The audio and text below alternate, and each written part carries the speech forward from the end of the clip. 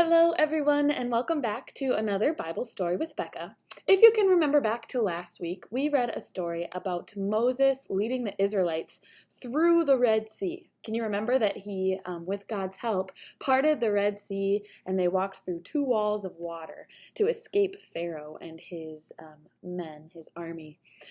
So we are going to continue on with these Israelites and Moses. They're still wandering through the wilderness trying to find where they're going to stop and make their home. So if you can open up your Spark Story Bibles to page 90, and we will read the story called Manna, Quail, and Water. Here we go. God loved the Israelites and their leader, Moses. God promised to bring the people to a place where they could build homes and live happily. They had never lived outside of Egypt before, and they were afraid. But God went with them as they walked long and far to the place God promised. Traveling was hard and tiring. Along the way, the people became hungry. They complained to Moses. "I'm so hungry," one boy cried. "I wish we could go back to Egypt," whined a little girl. "At least we had food to eat there." Her stomach growled. The people missed their dinners of meat and bread. The Israelites didn't know that God heard them complaining. That evening, something strange happened. Tiny birds called quails appeared everywhere.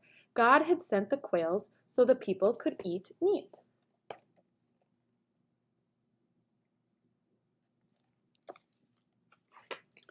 The next morning, the ground glistened with fresh dew. Even after the sun dried up the dew, there was still something covering the ground. It looked like bread had rained down from heaven. It was manna. The manna looked like tiny seeds and tasted like bread. The people ate and ate. Every day God sent manna and quails so that the people could have food to eat. The Israelites kept traveling toward the place God promised. After a while, they ran out of water. Even though God had given them food when they were hungry, the people still complained. "My mouth feels dry like a desert," sobbed a child. The people were thirsty. This time, God told Moses to hit a rock with his staff. When he did, water gushed out of the rock. The people had more than enough to drink. God gave food and water to the Israelites every day. God took care of the people, just like God promised.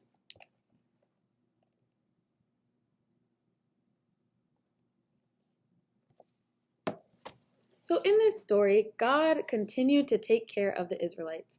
We've seen him take care of them in Egypt by Pharaoh letting them go. We saw him take care of the Israelites when they crossed through the Red Sea. And now we're seeing God take care of his people by feeding them and by giving them water to drink. So I want you to think about the ways that God takes care of you. What does God give you on a daily basis that allows you to continue on living? Does he give you food and water? I think yes. What are some other things that he gives you, similar to what he gave to the Israelites and to Moses as they journeyed through the wilderness? Next week, we'll have one more story about Moses, I believe. And so if you want to tune in next week for that story, we will see you then. Bye, everyone.